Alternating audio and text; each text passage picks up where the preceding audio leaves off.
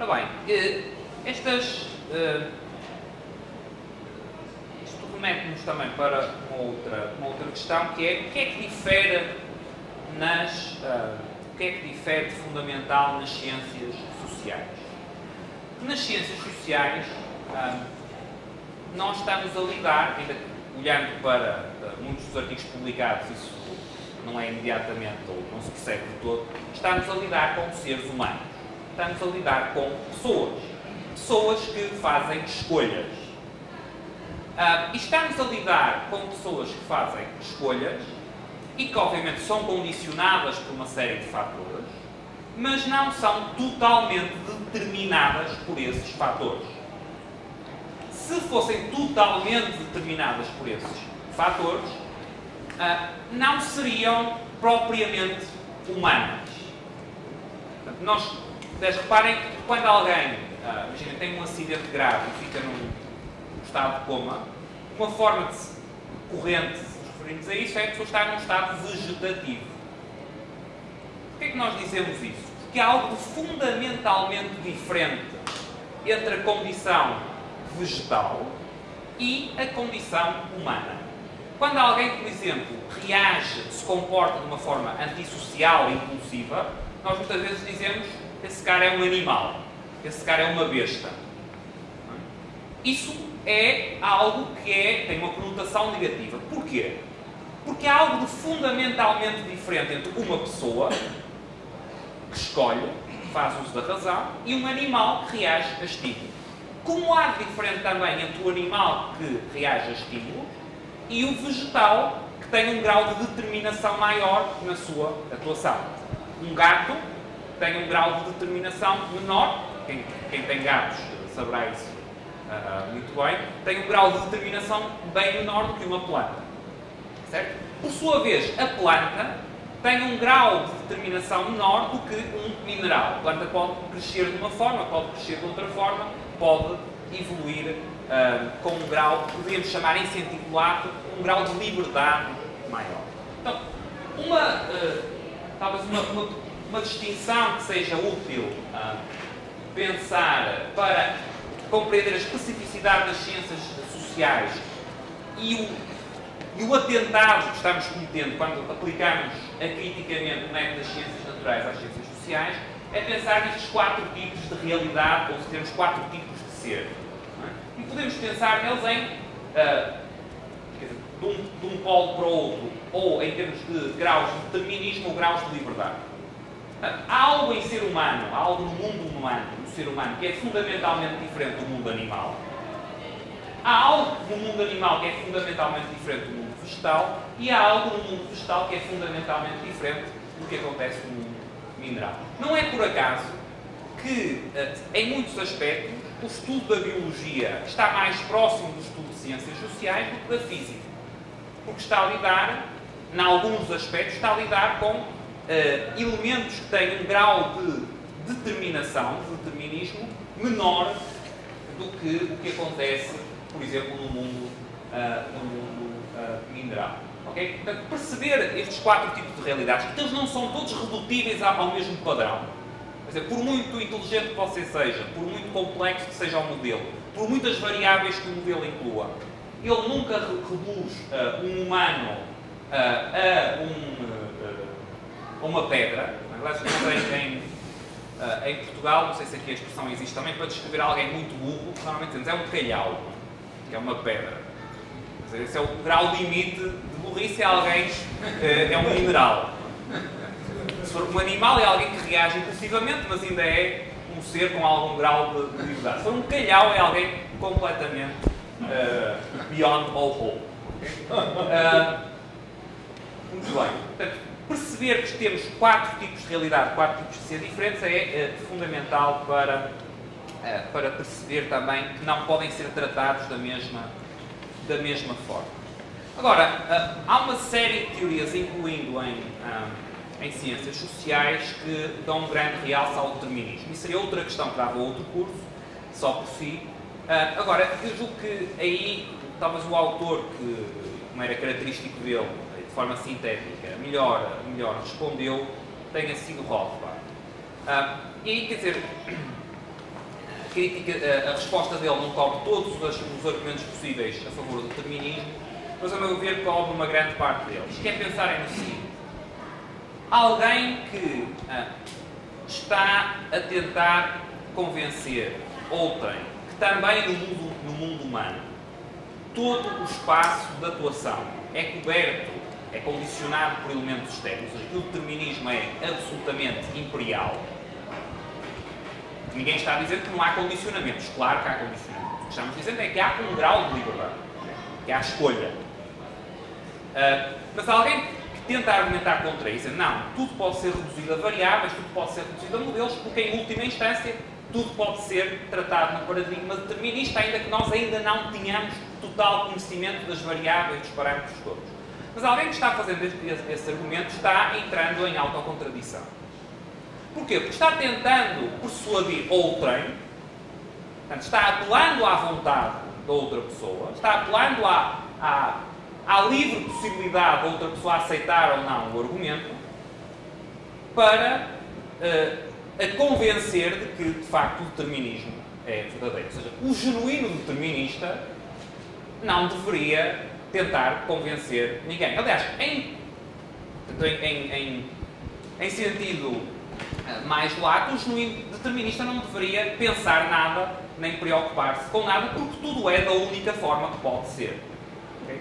É claro que, sem aprofundarmos muito esta discussão, há problemas genuínos colocados pelo determinismo. Um autor da Escola de Salamanca, chamado Luís de Molina, dedicou grande parte da sua obra a estudar a relação entre livre-arbítrio. Ele era um grande partidário de que existia livre-arbítrio, que os seres humanos tinham algum grau de liberdade nas escolhas que faziam, e a omnisciência de Deus. Não é? Como é que, se Deus sabe tudo, como é que nós podemos ser livres? Porque Deus já sabe o que vai acontecer, tem um conhecimento perfeito do passado e do futuro. Não é? Portanto, e há um trabalho dele que introduz um conceito chamado ciência média, em que procura resolver essa questão, sem aprofundar muito.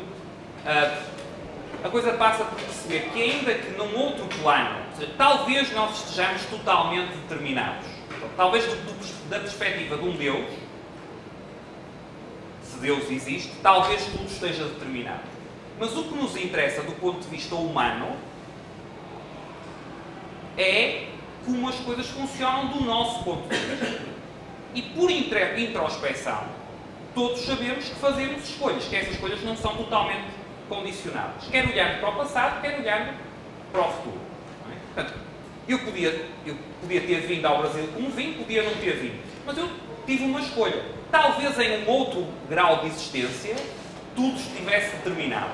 Mas esse grau de existência não é relevante do ponto de vista da ciência humana. Ora bem, então, a escola austríaca de Menger, desde a fundação dos princípios da economia e dos vários textos de Menger sobre a metodologia das ciências sociais, a Hayek, e depois de Hayek, com o Mark ali, Counter-Revolution of Science, tem tido uma grande preocupação com a especificidade das ciências sociais. Aliás, em grande medida, um elemento fundamental para a fundação da escola austríaca, a disputa metodológica com a escola histórica alemã, foi, em larga medida, uma disputa sobre qual era a especificidade das ciências sociais. E essa especificidade tem a ver com o estudo de escolhas de fenómenos que são propriamente humanos. O mercado não pode ser compreendido se eu reduzir o mercado a uma série de abstrações sobre oferta, procura, elasticidades, etc.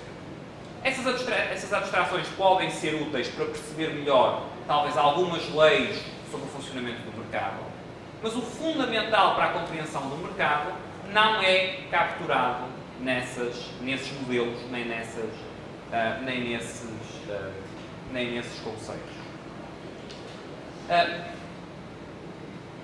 Ora bem, e então, resumindo esta perspectiva austríaca face ao cientificismo na teoria social. Depois deixarei ainda algum espaço para perguntas e para discussão. O cientificismo, na perspectiva da escola austríaca, é, antes de mais, um erro metodológico. Ou seja, é você aplicar a ferramenta errada para o problema que quer resolver. É você aplicar o tal martelo quando o que tem que resolver não é tratar do prego. Okay? Portanto, e é um erro metodológico, sintetizando o que pedimos, porque porque esquece o que há de fundamental no fenómeno que está a estudar, nos fenómenos da escolha que as pessoas, que os seres humanos fazem. Em primeiro lugar, é um erro metodológico.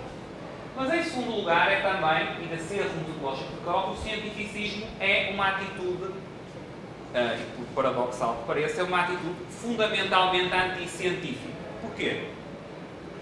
Porque toda a boa ciência, um pressuposto de toda a boa ciência, é a aplicação das ferramentas corretas para o problema que você quer resolver. Okay? Exatamente da mesma forma que era uma atitude anticientífica eu fundamentar que era o Sol que andava à volta da Terra, porque era assim que a percepção sensível me dizia que as coisas eram. Também é uma atitude igualmente anticientífica eu descrever fenómenos sociais, descrever fenómenos humanos, por aplicação desse paradigma das ciências naturais, simplesmente porque me tornei convencido, porque adquiri a atitude mental que essa é a única forma de estudar os problemas. Este fechamento metodológico, este monismo metodológico, é em si mesmo uma atitude anticientífica. E é mais anticientífica ainda quando procura excluir todas as outras possibilidades. Porque, do meu ponto de vista, eu creio que mais grave do que você terem muitos economistas a dedicarem-se à econometria é ter uma atitude generalizada nas ciências sociais, creio que começou pela economia e está a extravasar por outras áreas, que essa é a única forma possível de fazer ciência. Ou seja, que tudo o resto que você fizer é ideológico, é comentário popular, é história, mas que não é ciência. Portanto, isso, a meu ver, é ainda mais anticientífico. É você procurar fechar a disciplina. Isso é feito de várias formas. E em termos de carreiras académicas isso é especialmente fácil de fazer. Você encaminhar tudo para aquele método. Quer dizer, a partir do momento que você considera que só determinado tipo de estudo é que é científico, naturalmente, mesmo que você discorde, você vai tender a fazer aquele tipo de estudo, porque você não vai querer ser um mártir na sua carreira, e, portanto, mesmo discordar, vai necessariamente fazer para progredir. Okay? Portanto, pior do que o erro estudo a estudo, fenómeno a fenómeno, é esta atitude de fechamento generalizado. Em terceiro lugar, é também um enviesamento anti-humano. Porquê? Porque eu ao tratar as pessoas como minerais, ou como vegetais, ou como animais, ao tratar do ponto de vista metodológico, eu facilito o tratamento do ponto de vista normativo, do ponto de vista ideológico, das pessoas também como não sendo seres humanos.